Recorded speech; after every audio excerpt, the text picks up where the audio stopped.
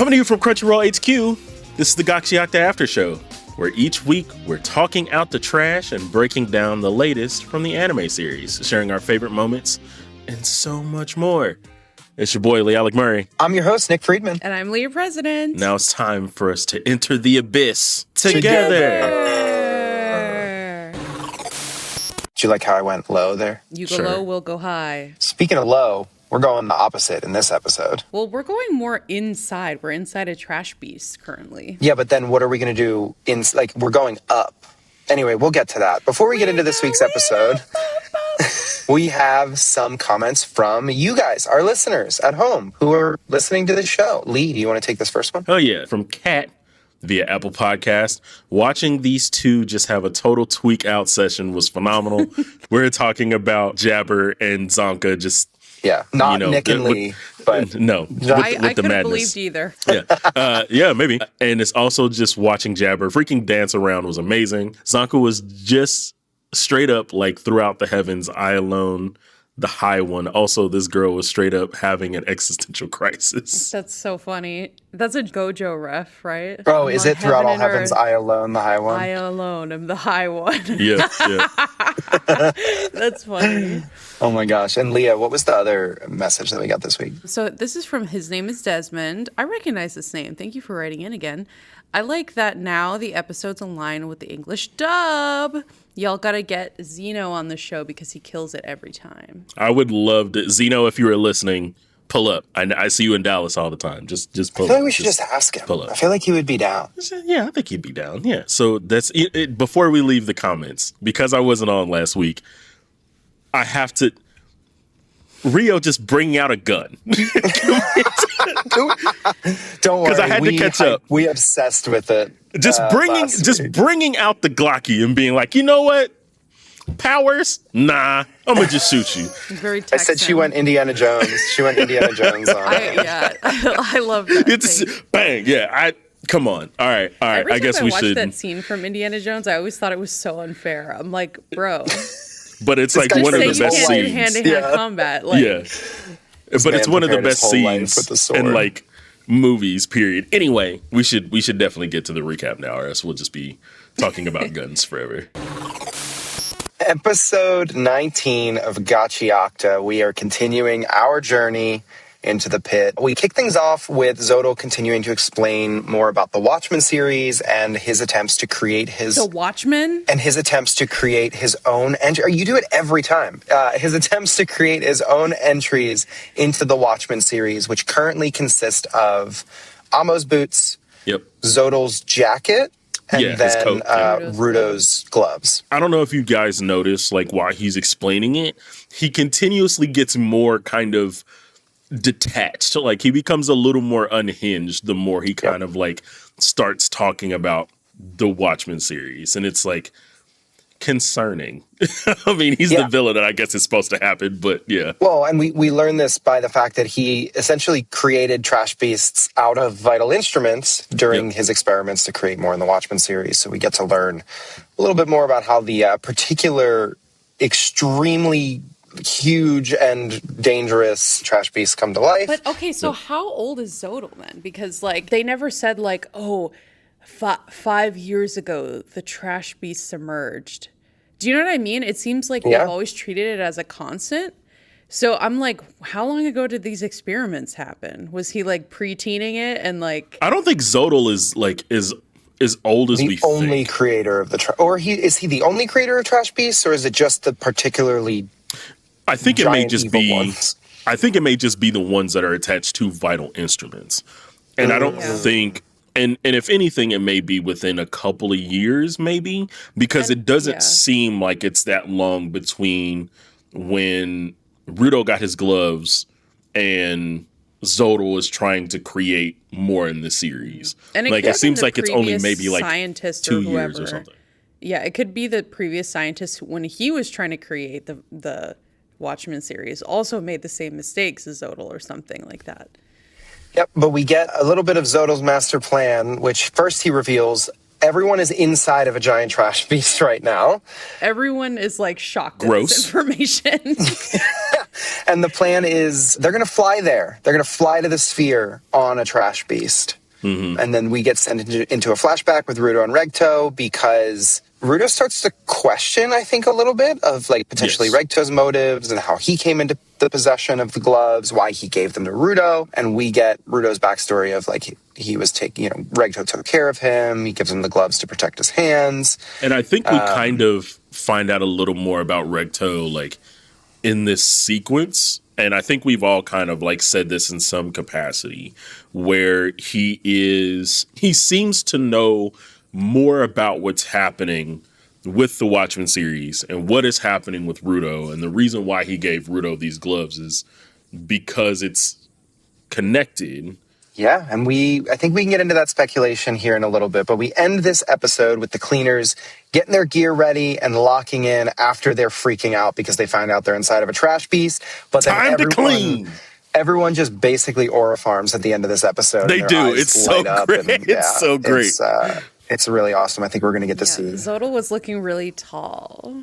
We need you to stop. I'm gonna need you to stop. Yeah, do we just want to move right past that one? Or I'm gonna need you to stop right there. Age. Stop. And now it's time for the dumpster dive. Okay, so because we're finding out more about the Watchmen series, we do have to discuss in this dumpster dive the madness. Zodyl brings up in the episode, specifically to Rudo, that he's surprised that he didn't start going mad because he has a piece of the Watchmen series. And Rudo replies when he says, I actually really haven't had these this long. And Zodyl kind of clues in and goes, that may explain it, but I'm not sure. Yeah, like it seems as though what we've seen from Rudo, like we've seen him go a little revenge crazy, but that may be the thing that's preventing him from becoming truly unhinged. Mm-hmm. And I think Zodyl's kind of keying into that because Zodyl is pretty unhinged himself. Like we said, we learned that in this episode. He just gradually goes more and more off the rails. Like in the last, I guess it's like the last 4 episodes that the gang has been kind of like separated and doing their own thing.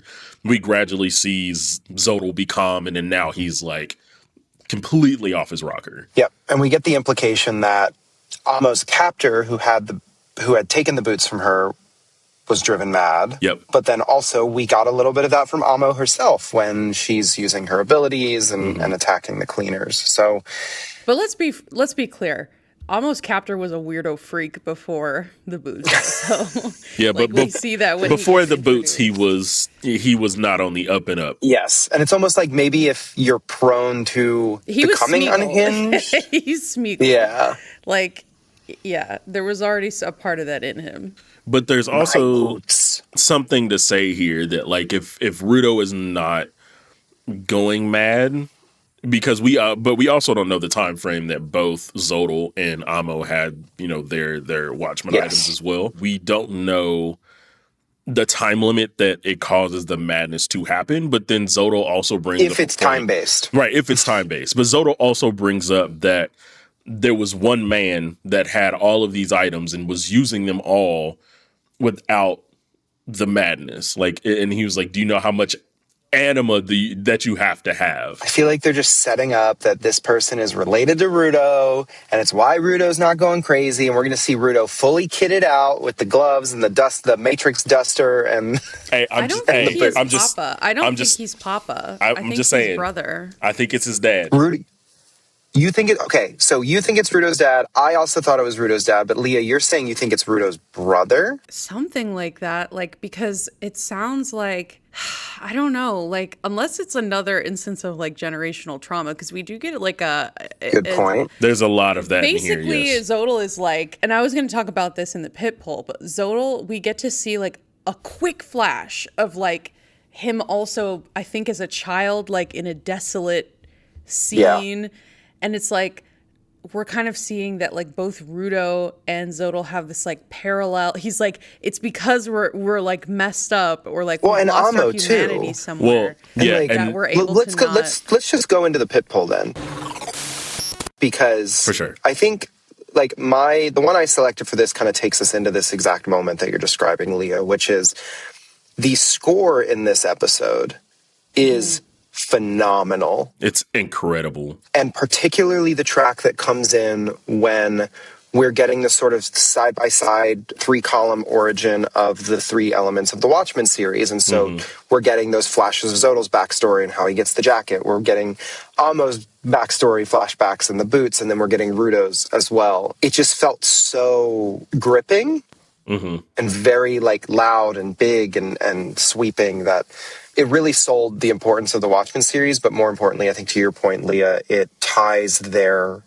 origins together. Exactly. Yeah. But what about y'all from this episode? There were a lot of really good comedic timing moments in this episode. Like, first of all, like everybody finding out that they were in a trash beast. Like everybody had like the same reaction over and over and over again, to the point where it was just like, it was hilarious. And I loved when, how do you say her name? Guita?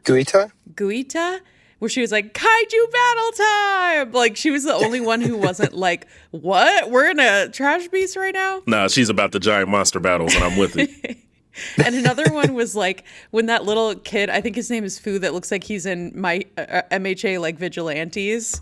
You know what I'm talking about? He's got the mask on, and he's like, oh, yeah. The one that's supposed to be fighting Engine. Yeah. Yeah. He's like, do you feel like fighting right now? Like, I don't really, he was like nervous about it. I thought that was so funny. And then, of course, like, Deer getting launched at a wall and doing like this big epic, like zoom, like he was like a fighter jet, like going through the air. And then it was just like, pop. The baby like punches, the baby punches killed me because they were exactly it was like like Chris Redfield punching a boulder in Resident Evil 5, just like poof, poof, poof, poof. Yeah, it was so funny, and then like it just kept going. It was just like pop, pop, pop. But then, like, the reveal of, like, how his power actually works and then going into the to be continued was such a nice touch. Yeah, everyone is a sleeper in this show. Yep. Yeah. Bro, you're like, what's that dude going to do with that umbrella or that weird stick? And then he just, bodies someone with it. Yeah, I thought there was a lot of really hilarious moments. But going back to, like, this whole Zodyl thing, I remember I mentioned on a previous episode, like, there is something more to this villain. Like, he does have this coolness and like calculatedness that is that I love in a villain, when they're not just like blah, and they actually I'm have, evil like, and you should be too. Yeah, right. Introspective mission, and like we're seeing this he's almost like Lord Sidious saying Rudo right now, like trying to take him over to the dark side and being like pretty much, don't resist, like don't be scared that you've lost your humanity. Like, it's what allows us to like unleash these amazing powers and like basically embrace the dark side. Like, so I think he kind of sees Rudo as like maybe someone he wants to be a mentor to, or someone he sees like potential to bring to the other side because of like this parallel that he's seeing between them, where like they have this innate darkness in them because of all the things that have happened to them. Agreed. So yeah, I just really like what they're doing right now with sort of like the unveiling of Zodyl's backstory and like his mission, and he's kind of like evil scientist vibes right now. He's kind of like Frankenstein. Hell yeah. Yeah, I agree. Lee, how about you? What was your favorite spot from this episode? I mean, of course, kaiju battle time, but in all caps, kaiju battle time. Kaiju battle time. So these all kind of tie together because I didn't really have a good way to explain it.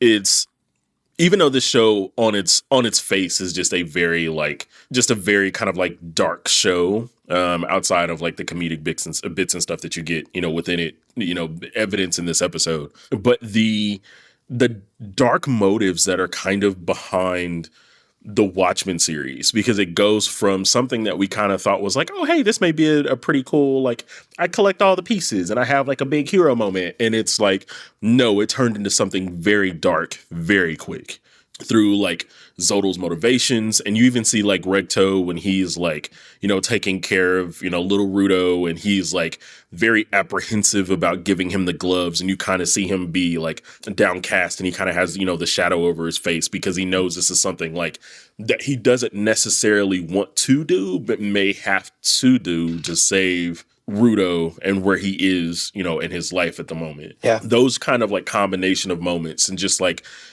what we're finding out about the Watchmen series is really kind of what, kept me in the last 2 episodes, really kept me like, just like I couldn't take my eyes off the screen. It felt like the episode was 30 seconds. And that's, exactly how it felt, because you're getting like, we thought we were done getting this information download, but now we're getting it, for the Watchmen series. We're really getting it. But we're getting it in a different way, to where it's like, there's all of this stuff happening around you. Plus, here's what the Watchmen series is about. Plus, there's a lot of stuff that's happening around it, in and around it, through people that are probably connected, and we just don't know where the threads are. So this is like, if you're going to be like tapped in, like this is so far the episode of the season for me, probably, because of just the way that like it was really everything good. is kind of like now starting to be, pulled together. Yeah. Well, there you have it, y'all. That is episode 19 of Gachiakuta. And with that, episode 19 of the Gachiakuta After Show. Woo! Stay with us as we keep on watching Gachiakuta. And as we enter the trash. As we get really trashy with it. But no, if you want to write into the show, like some of the comments we read at the top, you can head over to got.cr/anime effect questions. Mm-hmm. That is got.cr/anime effect questions. Or you can leave a comment on Spotify, or the best thing you can do, which is leave a 5-star review on Apple Podcasts, because that's how we climb the charts. And just like Rudo wants to climb out of the pit, we want to climb the charts. Anyway, Lee, are you ready to take us out? I am, and probably on a trash beast. Thank you for joining us for another episode of the Gachiakuta After Show, brought to you by Crunchyroll and the folks over at Sony Music Entertainment. Be sure to subscribe so you never miss an episode. The Gachiakuta After Show is hosted by me, Nick Friedman, LeAlec Murray, and Leah President. We're executive produced by Jonathan Hirsch, Joanna Clay, and me. Thank you to our lead producer, Kyla Carnero, our producer, Carlos Solorzano, and our associate producer, Zoe Colkin. Open Ended Films edited and mixed this episode's audio. Our head of production is Sammy Allison. Special thanks to Tamika Balance Kalasny, and, of course, the creators of Gachiakuta, Kei Urana, and Hideyoshi Andou. Don't be crazy. Don't be silly. Go see our other episodes, too, on our main show, our news show, and our interview show. We'll be back next week with even more Gachiakuta, of course. We'll see you then. And there's nothing you can do about it. Comes, and there's nothing you can do about it. That was kind of scared. I'm kind of scared. What is beekeeping age? You don't know that reference? I don't know. Bye, guys. Later days, y'all. All right, bye.